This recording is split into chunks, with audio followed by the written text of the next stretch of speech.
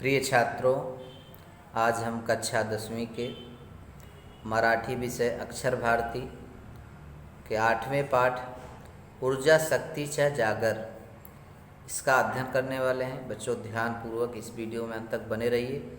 आपको पूर्णतः जो है हम समझाने की कोशिश करेंगे और आपको समझ में भी आएगा। तो इसके जो राइटर हैं बच्चों, इस लेखक के, वह हैं डॉक्टर रघुनाथ माशेलकर। 1943 में इनका जन्म हुआ था। तो बच्चों, जो लेखक हैं डॉक्टर रघुनाथ माशेलकर, यह एक अंतर्राष्ट्रीय वैज्ञानिक थे। इन्होंने विश्व स्तर पे बहुत से ऐसे रिसर्च किए और औद्योगिक क्षेत्र में ऐसे बहुत से संशोधन किए, जिसके कारण इन्होंने बहुत ही भारत की तरफ से बहुत सी ख्याति अर्जित की। इन्हें पद्म विभूषण पुरस्कार से सम्मानित भी किया गया है। तो यह जो लेख है वह डॉक्टर रघुनाथ माशेलकर के द्वारा ही लिखा गया है। इस पाठ में लेखक ने यानी माशेलकर जी ने अपने विद्यार्थी जीवन में जब वह थे उसके बारे में वह यादें इसमें पिरोया है। उस यादों को इसमें बताया गया है। जब वह छोटे ही थे तो उनके पिता की मृत्यु हो गई थी। उनकी माता ने उस प्रतिकूल परिस्थिति में किसी तरह उनको शिक्षण प्रदान किया। इसी का वर्णन उन्होंने इसमें किया है कि किस प्रकार से इतनी समस्या होते हुए भी डॉक्टर रघुनाथ माशेलकर ने किस प्रकार से विश्व स्तर पर अपना परचम लहराया और पूरे विश्व स्तर में एक वैज्ञानिक रूप में जाने जाते हैं। तो चलिए बच्चों, इनके बारे में हम अध्ययन करते हैं कि इस पाठ में किस प्रकार से अपने जीवनी को प्रकट किया है। शाळा आणि शिक्षण असा विषय निघाला की मला माझी मुंबईतील शाळा आणि शालेय जीवनातील शिक्षकांची आठवण येते। लेखक कह रहा है कि जब मुझे शाला और शिक्षक ऐसे विषय अगर किसी के मुंह से निकलता है या याद आता है तो मुझे मुंबई की उन शाला, उन स्कूलों को या उन शाले में पढ़ाने वाले, उस विद्यालय में पढ़ाने वाले शिक्षकों की याद आने लगती है। गीर गावातील युनियन हायस्कूल आणि माझ्या सालकरी वयात आपुलकीन संस्कार करणारे भावे सर, जोशी सर, सिरके सर या सरांच्या माझ्यावर फार मोठे ऋण आहे। गिरगांव विद्यालय का जो यूनियन हाई स्कूल है बच्चों, वहाँ पे लेखक पढ़ा हुआ है। यानी जब उसे शिक्षकों की बातें सुनता है, शिक्षकों के बारे में सुनता है, विद्यालय का याद आता है, तो जिस विद्यालय में लेखक पढ़ा हुआ है यूनियन हाई स्कूल, वहाँ पे पढ़ाने वाले टीचर और सर जो हैं उनकी याद आने लगती है लेखक को। और वह बोलते हैं कि उनका बहुत बड़ा ऋण है मुझ पे, यानी उनके द्वारा ही आज मुझे यह ख्याति प्राप्त हुई है, उनके द्वारा ही मैं फेमस हुआ हूँ। पण त्याच वेळी हेही सांगितलं पाहिजे की या शालेची आणि या संस्कार देण्याच्या शिक्षकांशी माझा जो संपर्क आला तो जिच्यामुळे आला ती माझी परमप्रिय आई आणि माझे मामा यांचे ऋण मी कसे व्यक्त करणार। यानी इनके साथ साथ जो है शाला का तो यानी विद्यालय का, स्कूल का तो हमारे पर जो ऋण है यही है, जो संस्कार दिया गया है वहाँ से वो हमारे ऊपर है। आज भी वह संपर्क में है मेरे, वह संस्कार आज भी हमारे जान में, हमारे हृदय में है। और उसके साथ साथ हमारे जो हमारी माता आई परमप्रिय और मेरे मामा, उनका भी ऋण मेरे ऊपर है बहुत। ऐसे उनके ऋण को मैं किस प्रकार से व्यक्त कर सकता हूँ। आई हीच प्रत्येक मुलाची पहली शिक्षक असते। जिस प्रकार से कहा जाता है कि माता जो होती है, प्रत्येक जितने भी बच्चे होते हैं उनकी प्रथम शिक्षक होती है। माता ही क्या होती है बच्चों? सबसे प्रथम शिक्षक होती है, पहली शिक्षिका होती है, पहली गुरु होती है। माझ्या बाबतीत तर आई ही माझी केवल शिक्षक नव्हती तर माझे सर्वस्व होती। मेरी आई जो थी, मेरी माँ जो थी, वह केवल शिक्षक ही नहीं थी, वह मेरे लिए सब कुछ थी, क्योंकि लेखक का पिता जो है वह पहले ही उसकी मृत्यु हो चुकी थी। यानी पूरा उसकी माँ ही थी, शिक्षक के साथ साथ हर चीज़ें।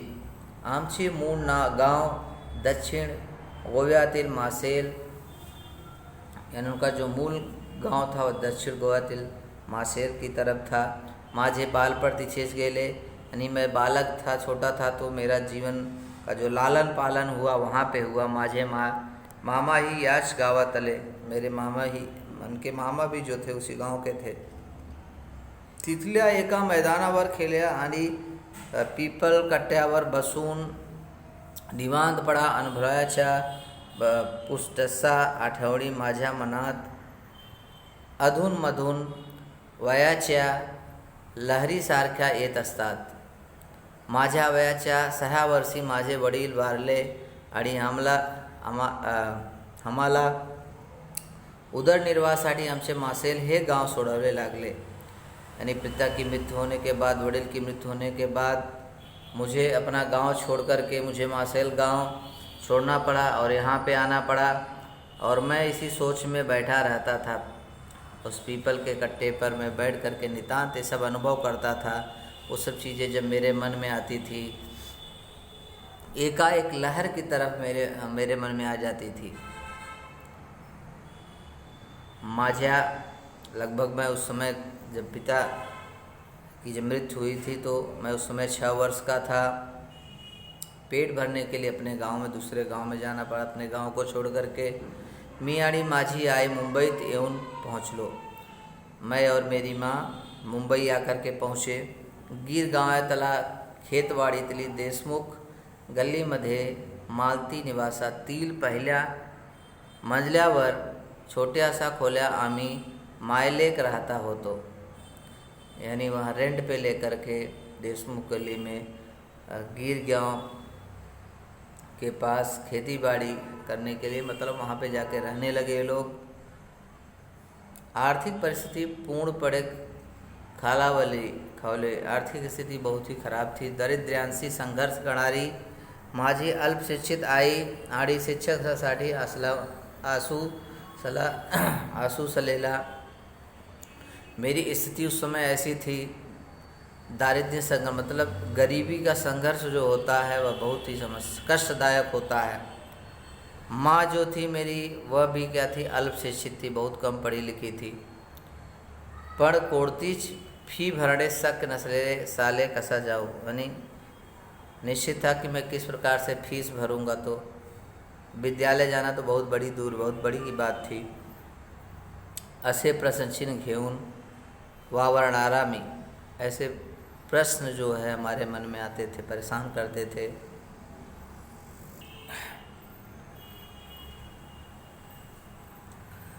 त्यावेळेलाच वातावरण हे असर होतं। उस समय ऐसा वातावरण था कि पर माझ्या आई ने धीर छोड़ना नहीं, लेकिन मेरी माता जो थी उन्होंने अपने धैर्य को छोड़ा नहीं, ती खचली नहीं।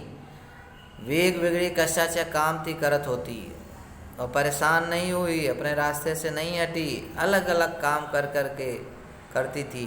त्यातच मासेलहून मुंबईतील आले माझे मामाही मदतीला आले और मासेल गांव से मेरे मामा आकर मुंबई, उन्होंने भी हमारी मदद की। त्याच्यामुळे मला खेतवाडीतील प्राथमिक शाळेत प्रवेश मिळू सकला। किसी तरह जो है प्राथमिक शाला में मुझे खेती बाड़ी कर किसी तरह जो है प्रवेश प्राप्त हुआ। ही शाला महानगर पालिकाची होती, वह शाला जो थी महानगर पालिका की थी। माझ्याप्रमाणे शाळेंची परिस्थिती बेताचीच होती। मेरी तरह मतलब शाला मतलब विद्यालय की स्थिति भी उसी प्रकार से थी, पर इधर शिक्षक मात्र मनान खूब श्रीमंत होते, लेकिन वहाँ के जो शिक्षक थे वह मन से पूरी तरह से क्या थे, श्रीमंत थे। यानी हार्ड वर्क करते थे, पायात चप्पल ही घालायला नवी, असा परिस्थिति माझी शाला सुरू होती। जब मैंने विद्यालय चालू किया पढ़ना तो मेरे पैर में चप्पल भी नहीं थे। वयाच्या 12व्या वर्षापर्यंत मला अनवाडीच राहावं लागला। यानी वयाच्या 12व्या वर्षापर्यंत मला अनवाडीच राहावं लागला। यानी 12 वर्ष तक मैंने मतलब इस प्रकार से मैंने पूरा अपना जीवन व्यतीत किया। शालेय शिक्षण पूर्ण केल्यानंतर जेव्हा हायस्कूलमध्ये प्रवेश घेण्याच्या वेळ आली त्यामुळे तर आणखी एक मोठं संकट समोर आला। शालेय शिक्षण विद्यालय यानी पूर्ण करने के बाद हाई स्कूल प्रवेश लेने के बाद उस समय एक इतनी बहुत बड़ी संकट आया मेरे सामने। त्यावेळी हाई स्कूल प्रवेश फी 21 रुपये होते, यानी उस समय 10वीं का जो SSC का जो फी था वो 10 रुपये था। पण आमच्याजवळ एवढे पैसे कुठून येणार, लेकिन इतना पैसा उसमें हमारे पास कहाँ से आता। प्रवेश फी भरे सक नसल्यामुळे आता माझं शिक्षण थांबणार असे वाटू लागले, यानी ऐसा लग रहा था कि प्रवेश फी मैं नहीं भर पाऊँगा तो मेरा शिक्षा जो है यहीं पे रुक जाएगा, ऐसा लग रहा था। पण माझ्या आईने धीर सोडला नाही, लेकिन मेरी माताने धैर्य नहीं छोड़ा। आजूबाजूच्या बिहारातील काही कामे करून तिने पैसे जमण्यास सुरुवात केली। आजूबाजू काम करके किसी न किसी तरीके से अलग अलग काम करके मेरी माता ने पैसे जमा करने की सुरुवात की। त्याच वेळी तिच्या परिचयातील एक माऊलीमधील तिला धावली आणि माझ्या प्रवेश फीची व्यवस्था झाली। उस समय एक परिचय के जो थे व्यक्ति, सज्जन व्यक्ति, उन्होंने किसी तरह क्या किया, मेरे फी का जो है बंदोबस्त किया। पण तोपर्यंत गीर गावातील त्या वेळांच्या नामांकित शालामध्ये प्रवेश बंद झाले होते। उस समय गिर गांव में जो था नामांकित करने के रजिस्ट्रेशन करने के लिए शाला क्या हो गया था, बंद हो चुका था। आखिर यूनियन हाई स्कूल मध्ये मला प्रवेश मिळाला और लास्ट में मेरा जो है यूनियन हाई स्कूल में प्रवेश मिला, वहाँ बंद होने के कारण आणि माध्यमिक शिक्षणाचा पुढील टप्पा सुरू झाले और माध्यमिक शिक्षा का जो है आगे मेरी पढ़ाई चालू हुई। अनेक अडचणीमधून मी जमेल तेवढा अभ्यास करत होते। बहुत सी समस्याओं का सामना करते हुए, अडचण का सामना करता हुए मैं अभ्यास करता रहा। पण त्या छोट्याशा खोलीतील जगह अपुरी पडायची। मैं जिस खोली में रहता था वह जगह जो होती थी वह भी क्या थी, पूरा नहीं पड़ता था, यानी समस्याएं हुआ करती थी। तो बच्चों ये पार्ट 1 था। पार्ट 2 में आगे हम पढ़ाएंगे। आज के लिए इतना है बच्चों। आपको ज़रूर यह वीडियो समझ में आया होगा तो ज़्यादा से ज़्यादा एक दूसरे के बीच में शेयर करें। आज के लिए इतना ही, धन्यवाद।